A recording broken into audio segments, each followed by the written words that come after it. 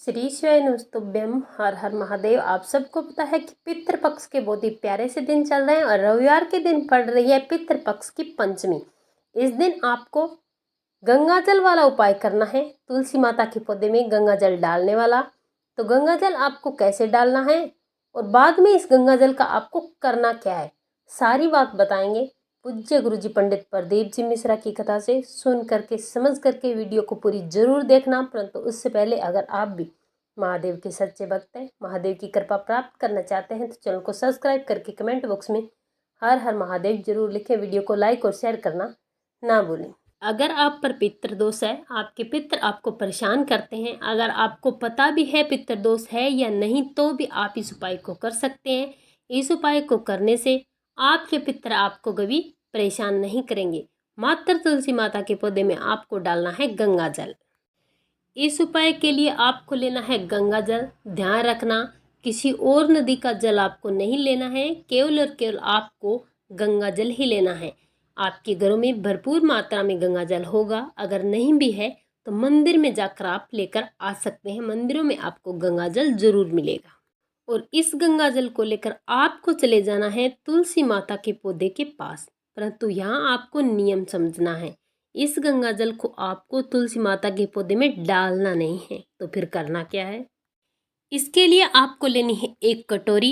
इस कटोरी को आपको तुलसी माता के पौधे के पास रखना है। बिल्कुल तुलसी माता के पौधे के अंदर नहीं रखना है, थोड़ा सा आपको पास में रख देना है। और आपको अपना मुख यहाँ पर दक्षिण दिशा में करके बैठ जाना है। आप ये उपाय कर रहे हो अपने पितरों के लिए, और आपके पितर कहाँ से आते हैं, दक्षिणी दिशा से। तो आप अपना मुख दक्षिणी दिशा में ही करें। इसके बाद इस गंगा जल को आपको कटोरी में गिराना है अपने हाथों से। तो गिराने का भी एक नियम है। जब हम सूर्य भगवान को अर्घ देते हैं तो सामने से देते हैं। जब हम पितरों के लिए जल समर्पित करते हैं तो हमें इस गंगा जल को इस कटोरी में फ्रंट से गिराना है। फ्रंट से मतलब अंगूठे वाली साइड से नीचे डालते हुए हमें कटोरी में डाल देना है। आप डिब्बे से या चम्मच से गंगा जल बिल्कुल ना डालें, आपको अपने हाथ से, हाथ की साइड से गिराते हुए आपको इसमें गिरा देना है। और इस जल को गिराते हुए आपको नाम लेना है काशी विश्वनाथ का। और ये जल आपको गिराना कितनी बार है, 5 बार आपको जल गिराना है। इससे ज़्यादा आप 7 बार भी गिरा सकते हैं, लेकिन 5 बार आप अपने दोनों हाथों से अंगूठे वाली साइड से कटोरी में जल काशी विश्वनाथ का नाम लेते हुए जरूर गिराएं। बस आपको एक बात याद रखनी है कि सामने से जल आपको नहीं गिराना है। ये सिर्फ सूर्य भगवान को अर्घ्य दिया जाता है, पूजा पाठ में जल गिराया जाता है, लेकिन पितरों के लिए जो जल हम देते हैं वो जल हमें फ्रंट साइड से ही देना चाहिए इस बार। और तुलसी माता के पौधे में नहीं करना है। तुलसी माता के पौधे के पास आपको कटोरी रखनी है और उस कटोरी में आपको ये उपाय करना है। अब प्रश्न ये उठता है कि अगर इस जल को हमें तुलसी माता के पौधे में नहीं डालना है तो फिर कहाँ डालें। आपके पास 2 ऑप्शन है। पहला, आप पितृदेव आर्य माँ का नाम लेकर के किसी भी पौधे में आप डाल सकते हैं, किसी भी गमले में डाल सकते हैं।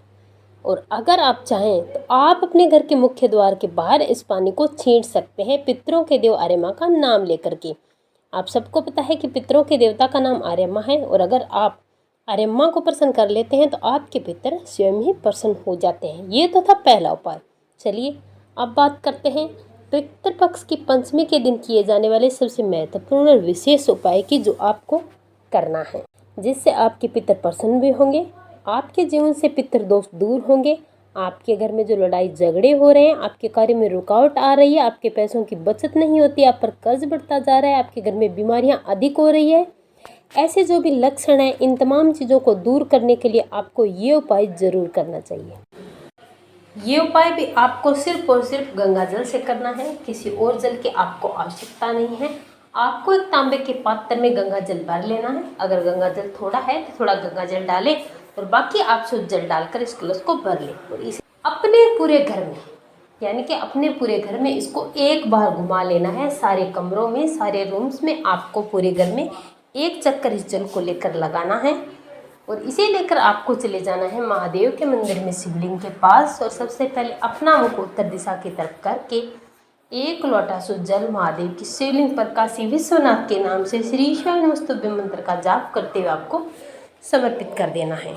परंतु जल समर्पित करते समय आपको ध्यान रखना है कि आपको थोड़ा सा जल इस पात्र में बचा लेना है। सारा का सारा जल आपको समर्पित नहीं करना है।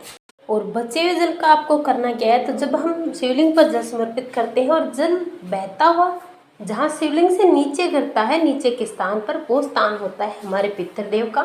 तो वहाँ पर आपको कलश में बचा हुआ जल समर्पित करना है पितृदेव आर्यमा के नाम से। करके देखिएगा, आपके पितृदोष समाप्त जरूर होंगे। महादेव की कृपा आप पर हमेशा बनी रहेगी। और चलिए अब बात करते हैं पूज्य गुरु जी द्वारा बताए गए तीसरे उपाय की। इस उपाय के लिए आपको लेनी है तीन बेलपत्री। ये बेलपत्री कहीं से भी खंडित नहीं होनी चाहिए और इस बेलपत्री को लेकर आपको चले जाना है सुबह 10 से 12 बजे के बीच में। आपको इसी समय में उपाय करना है पिंपल वृक्ष के पेड़ के नीचे। और इस उपाय को करते समय आपको एक मंत्र बोलना है। वो मंत्र है ओम श्रीम श्रीम श्रीम पितृ देवभयो नमः। इस मंत्र को आपको बोलते हुए, जाप करते हुए, एक बेलपत्री पिंपल वृक्ष के पेड़ के नीचे आपको रख देनी है। दूसरी बेलपत्री आपको लेकर चले जाना है वट वृक्ष के नीचे और यहाँ पर भी इस बेलपत्री को आप रखते हुए इसी मंत्र का आपको जाप करना है। समय वही रहेगा 10 से 12 बजे के बीच में। अब तीसरी बेलपत्री आपको लेनी है और चले जाना है बेलपत्री के पेड़ के नीचे जो पितृ तुल्य माना जाता है और यहीं पर भी आपको तीसरी बेलपत्री समर्पित करनी है और इसी मंत्र का आपको जाप करते हुए, उच्चारण करते इस बेलपत्री को बेलपत्री के वृक्ष के नीचे ही आपको समर्पित कर देनी है। ये तीनों जो पेड़ होते हैं वो पितृ तुल्य होते हैं, पितरों के तुल्य माने जाते हैं। जब आप तीनों पेड़ों के नीचे बेलपत्री को रखोगे तो अपना मुख आपको दक्षिणी दिशा की तरफ करना है, क्योंकि हमारे पितरों का स्थान दक्षिणी दिशा में ही होता है। आप अपने पितरों के तुल्य अपने घर के मटके, अपने घर के हंडे के पास, जहाँ पर आपके घर में अपनी रसोई में अपने पानी भर के रखा है, वहाँ पर आप पितृपक्ष के, श्राद्ध पक्ष के दिनों में हर रोज़ एक दीपक जलाकर आप अपने पितरों को प्रसन्न कर सकते हैं।